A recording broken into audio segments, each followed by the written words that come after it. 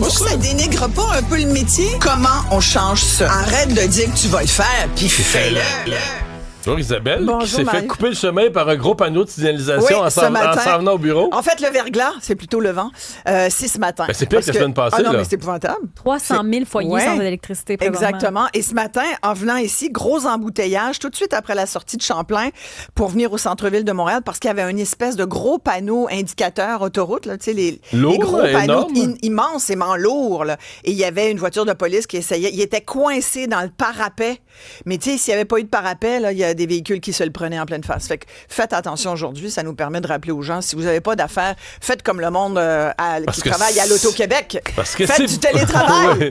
Si vous êtes blessé. Peu importe ce que dit le gouvernement. Ne là. laissez rien au hasard. Voilà, peu importe là, si le gouvernement dit va au bureau. Toi, tu dis, moi, je m'en fous. Ouais, parce que si vous êtes blessé, il faudra voir un médecin spécialiste. Oh mon Dieu, écoute, on est épuisés. Effectivement. Et là, tu vois, les médecins spécialistes nous disaient hier, puisque c'était la première journée de leur moyenne pression étant, je me servirai pas du fameux CRDS, c'est-à-dire que normalement, les médecins spécialistes vont dans le CRDS, l'espèce de, je pense que tout le monde le sait, c'est la centrale de prise de rendez-vous. Ce sont les médecins de famille qui, donc, font des références en spécialité. Les spécialistes vont là, voient quels sont leurs prochains patients, mais là, ils ne vont pas y aller. Et là, ce qu'on nous dit, c'est qu'il n'y aura pas d'impact sur les patients. En même temps, si tu fais moyenne pression, tu dois espérer quand même qu'il y ait un petit impact, parce que sinon... C'est pas un moyen de pression. C'est pas un moyen de pression. Fait que donc, et là, Santé Québec dit, ça n'a pas de bon sens. Il semblerait qu'il y aurait déjà 7000 plages qui ne sont plus existantes et 300 rendez-vous qui auraient été annulés. Alors là, tu as un impact direct. Moi, j'ai parlé, dans le cadre de mon émission hier, en après-midi, j'ai parlé à des médecins qui m'ont dit, écoutez, moi, dans ma pratique, je pense pas que c'est un grand impact. La plupart du temps, je m'en sers pas tant du CRDS. Il semble y avoir vraiment un problème avec ce système-là. Oui. Puis il y a d'autres médecins qui disent le contraire.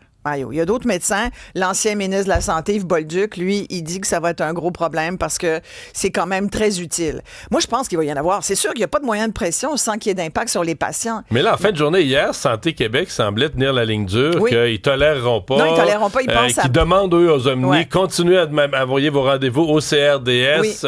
Et l'Association des omnipraticiens aurait même dit à ses membres, écoutez, continuez de vous en servir. Là. Mais, tu sais, en même temps, hier, j'avais le docteur Benoît Eppel, puis il a comme dit quelque chose qui, soudainement, a eu l'effet d'une illumination dans mon cerveau. Tu te dis, mais il a tellement raison.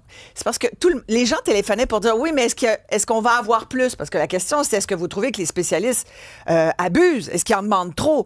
Puis là, je demandais aux gens, dites-moi votre opinion. Parce que, tu sais, quand tu regardes 14,5 % sur un salaire de 50 000, ça va, tu es dans l'inflation un petit peu plus, mais sur un salaire de 550 000, je me suis encore ostinée avec le docteur Barrette là-dessus qui m'explique qu'il y a des gros frais de bureau. Je comprends, mais qu'est-ce que tu veux? C'est ça la vie d'un médecin Inc. Après, les gens disaient, oui, mais attendez, peut-être qu'on peut leur donner leur augmentation de salaire, mais en contrepartie, est-ce qu'on va avoir effectivement plus de services? Si oui, quand? Et le docteur Appel a dit, mais non, mais vous comprenez pas le monde. Vous prenez ça du mauvais bord.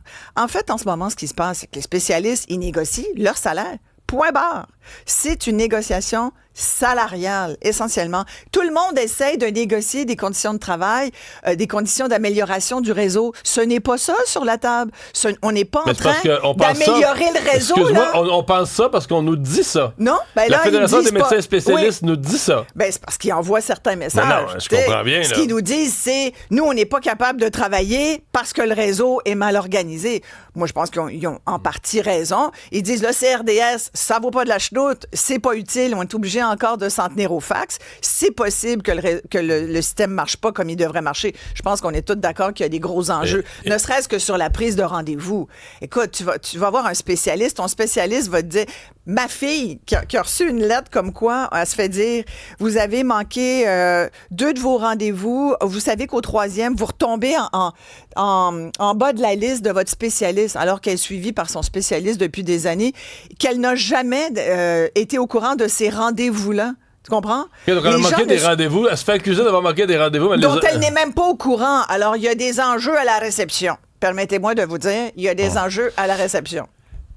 Et pendant ce temps, il faudra se garder des sous aussi pour rénover les bâtiments que sont les hôpitaux. Parce que là, les reportages se succèdent et se ressemblent sur des hôpitaux en ruine. Sur la vétusté de nos hôpitaux, puis il y en a un qui ressort dans l'actualité. Je vais en parler d'ailleurs cet après-midi avec une des médecins qui est sortie là-dessus hier en fin de journée, la docteure Poitras, qui travaille au Neuro, appelé le Neuro, hôpital neurologique de Montréal. Un hôpital que je connais bien parce que j'y ai passé des heures de ma vie pour mon traitement de migraine, mais j'ai vu des gens en crise d'épilepsie, là, j'ai vu des gens qui avaient des gros enjeux neurologiques se faire soigner là. J'étais d'ailleurs étonnée qu'il y ait autant encore de rendez-vous qui s'y donnent parce qu'à mon avis, cet hôpital-là, il doit plus exister. Je veux dire, il y avait de la moisissure il y a 10 ans, il y avait des problèmes d'infiltration d'eau il y a 10 ans quand j'y étais. Ça pue la poussière. Mais là, il y a des problèmes d'infiltration, puis ils ont rénové tout un secteur, mais même celui-là, c'est comme ils n'ont pas refait la toiture avec au-dessus de l'unité neuve, il y a de l'eau qui rentre. Mais c'est tout l'enjeu de la façon dont on intervient au Québec.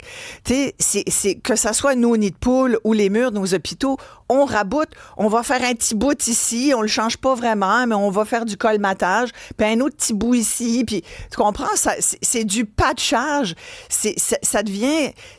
On règle l'urgence avec les budgets disponibles. Hein. Ben moi, j'ai de la misère. Écoute, on en met une beurrée de nos impôts, Mario. Là. J'ai de la misère à... Tu sais, c'est tout le temps, là, on n'y a pas d'argent. On n'a pas d'argent. Moi, sincèrement, on a de l'argent d'ailleurs demain. Ça n'a pas de bon sens ce que ça coûte. Là. Ben, le problème, Maisonneuve-Rosemont, c'est 5 milliards. Celui-là, si on veut le rénover, c'est 1 milliard. On compte en milliards de rénovation. On compte en 1000 millions pour rénover les hôpitaux. Écoute, on se posait la question avec Florence, ma rechercheuse. Je lui disais, écoute, on peut-tu trouver quelqu'un qui peut nous expliquer aujourd'hui pourquoi tout coûte minimalement 1 milliard? Dans la santé. Pas juste en santé. Je viens de le nommer, des ponts, des infrastructures, des travaux de réno, n'importe, un parc, un lampadaire. C'est pas 1 milliard, c'est 1 million un lampadaire à Longueuil, nous avait dit la mairesse. 1 million pour un lampadaire. Pour un petit bout de route, c'est des centaines de milliers de dollars. Je disais, comment ça se fait qu'il y a cette enflure dans les coûts? Est-ce que les gens ont vu de l'enflure dans leur salaire? À part les policiers de la SQ? Non. Je t'en forme! Peut-être les médecins bientôt. Écoute. La question est posée. Isabelle, on t'écoute. Au moins, il y aura des poubelles dans le parc La Fontaine. Oui, ça, c'est une bonne nouvelle. La ville a changé d'idée. C'est bien. Changement d'administration, changement d'idée. Merci, Isabelle.